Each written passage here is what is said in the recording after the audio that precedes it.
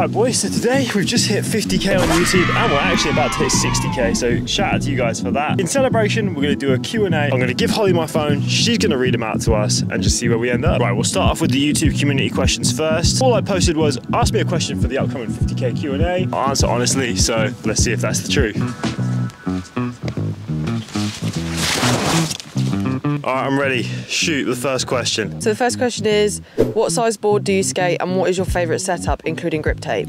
Okay, so the board that I'm skating right here is a Santa Cruz 8.25. To quickly run you through the setup, I've got Spitfire Formula 4 wheels, literally god tier wheel, nothing beats it. However, they are very expensive, so I wouldn't recommend getting them at the start of your skateboard career, but after you've been skating a couple of years and you'll actually notice the difference, get yourself some Formula 4s.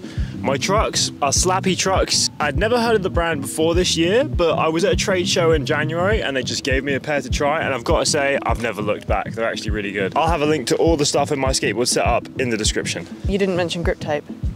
Oh, and my grip tape is a combination of things. I've got some Element Star Wars grip tape for the middle bit, and the outside bit is just some regular Mob grip tape to fill in the gaps. So the grip tape doesn't really matter, but usually I would go for Mob. Next question is, how long have you been skating and what got you into it? So I've been skating for about 17 years at this point, since I was about 11, 12, and I'm now 27, so it's getting to 15 to 17 years. I did have a couple of years off in between, so I'd say in total, actual years skating, I've probably been going for about, I'd say 15 years. A nice even 15. And what got me into it? That's an easy one. Tony Hawk's American Wasteland. The Tony Hawk games, they were so amazing for me growing up. As soon as I stepped my foot on a skateboard, I fell off and cried my eyes out, but as soon as I got back up, I loved it. Okay. What width decks do you skate the most and what truck size do you use and what brand? Like maybe break down a little bit your setup. Okay, well, to avoid going over the same thing in a lot of different questions, all I'm going to say is 8.25 pretty much exclusively, and the rest of my setup you know from the last questions. Have you ever seen the Deftones skate video for Romantic Dreams with Jason Park, and what do you think of it? Maybe you should do a reaction video. Yeah, that's actually a really good idea. Jason Park is one of my favorite skateboarders. Anyone that skates like Jason Park, Andy Anderson, a kind of weird, really intense flip trick that you'd never see anybody else do. I love that kind of skating, and within the next few years I hope to be slowly getting towards that kind of style. But yeah, I'm definitely up for doing a reaction on that. I haven't seen it yet, so it's perfect to do so.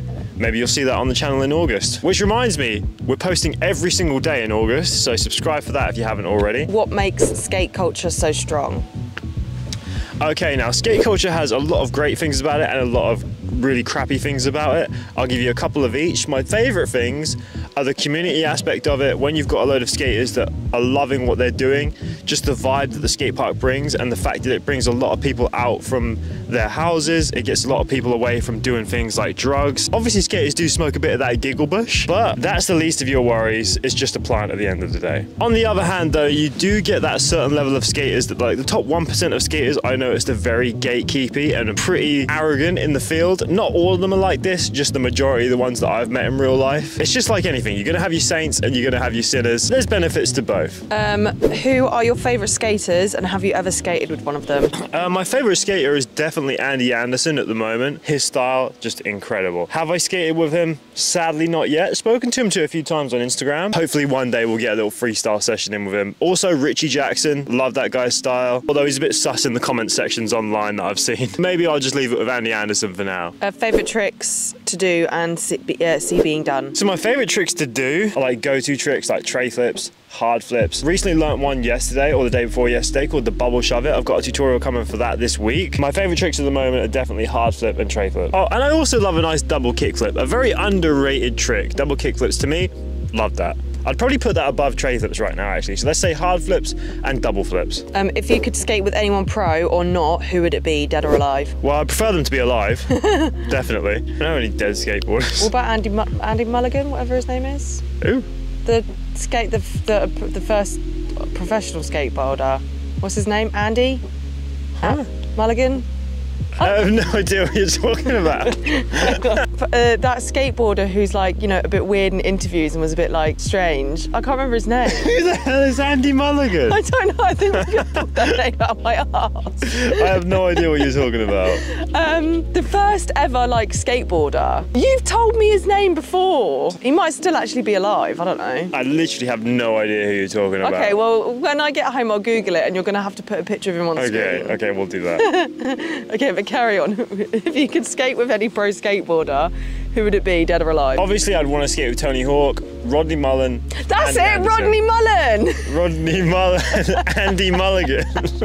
He's still alive, Rodney I Mullen. thought he was dead. No, I love Rodney Mullen. He's my favourite. He's definitely the skateboarder that got me into it the most. And also Day One Song. Anyway, yeah, I'd skate with Rodney Mullen, Day One Song, Tony Hawk, Andy Anderson if I could. I don't really understand this question. Have you made or will you make a full skate edit? Yeah, I reckon so. I would like to do it in the streets though, because I don't do a lot of street skating, and I've also suffered from a lot of foot injuries this year, so that's why I've been doing so much tutorial content and like touring different places. But I definitely do want to put something together of some of my better tricks, because I feel like a lot of people don't think I actually skate as much as I do. I've been doing this for so long at this point that I've actually got some pretty good stuff that I feel like could be put into a video, so we'll see on that one. Maybe we'll do one at the end of this year. Do you think the mall grab is okay? The mall grab is literally fine. Like, I've clickbaited it in a video a few times just to get the comments riled up, but I think it's perfectly fine. If you want to carry it like that, go ahead. No older skater is going to diss you for it, but there are going to be a few younger skaters that are like, oh my god, mall grab, what are you doing? I'm all grab. But just ignore those people. The only actual deficit from holding it as a mall grab is just getting your hands dirty because the trucks are dirty. If you're already throwing yourself at concrete for fun, you ain't worried about the dirt.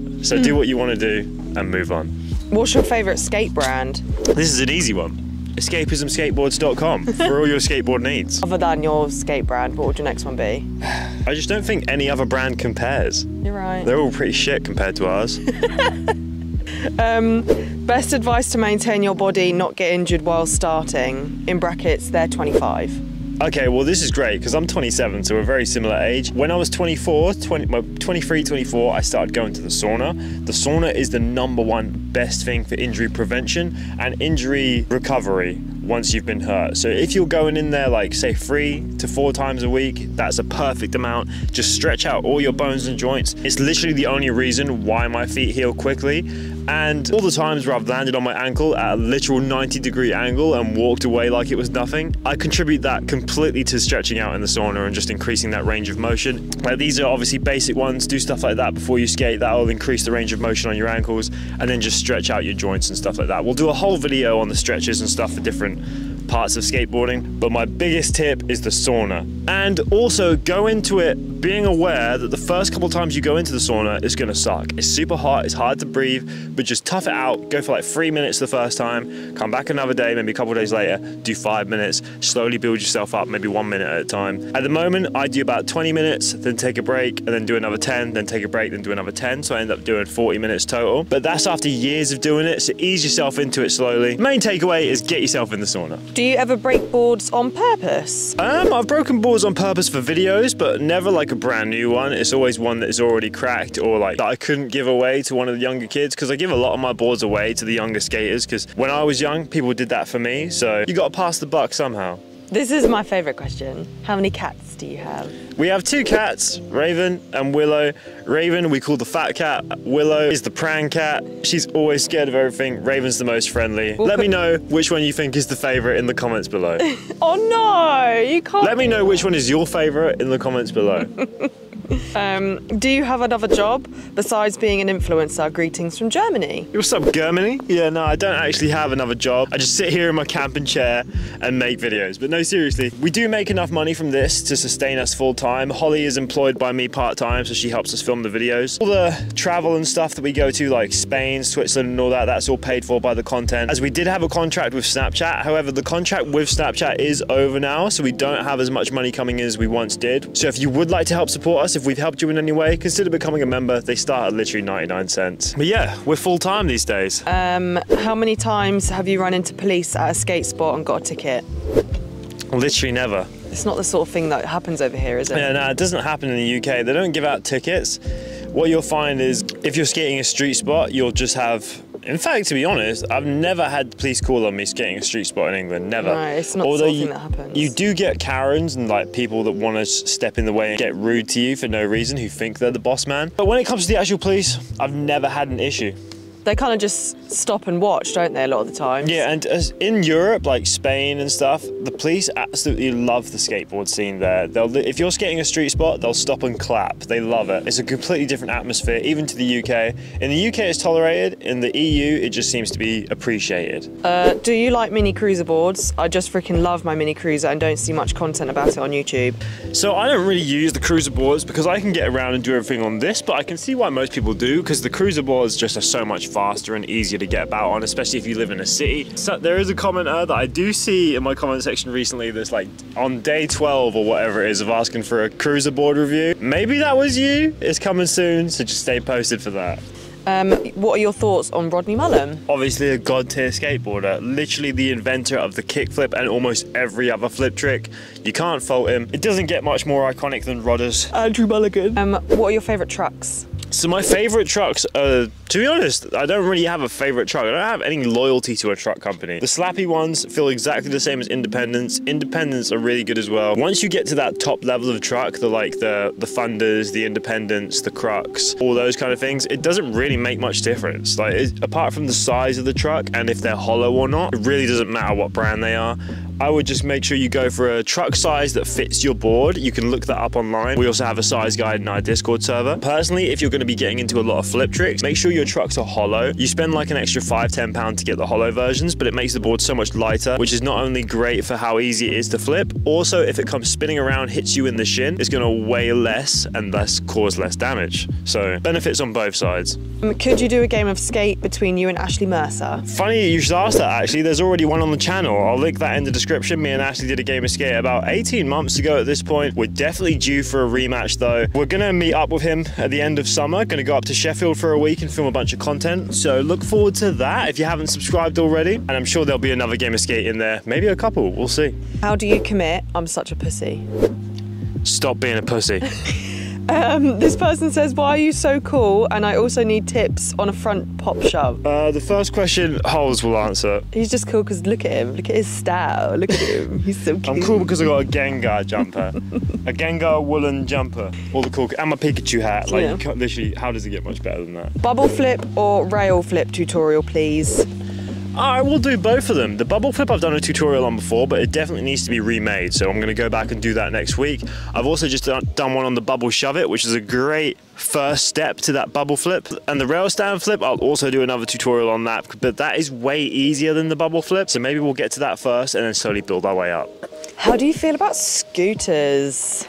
You know what? I actually don't mind scooters. The only issue is it's more the kid on the scooter, right? So a lot of people, especially, and I actually blame the parents for this more than I do the kid, and that's just they don't look where they're going, right? So certain kids of certain ages don't really have the ability to tell whether or not someone's coming at them fast enough so they can judge if they can go or not. It's up to the parents to teach them to wait if they're unsure, but a lot of these kids will just send it no matter what. The only scooters that I have issues with are the ones that just get in everybody's way. If you're like 11, 12, you ride your scooter, you look where you're going, you're respectful, you talk to people, you say hello when people say hello to you and you're not rude, then you're just as much welcome to the skate park as everybody else. What would be your death row last meal? Would probably be the blood of 1,000 orphans. Not my roast dinner. Oh, that too. That too.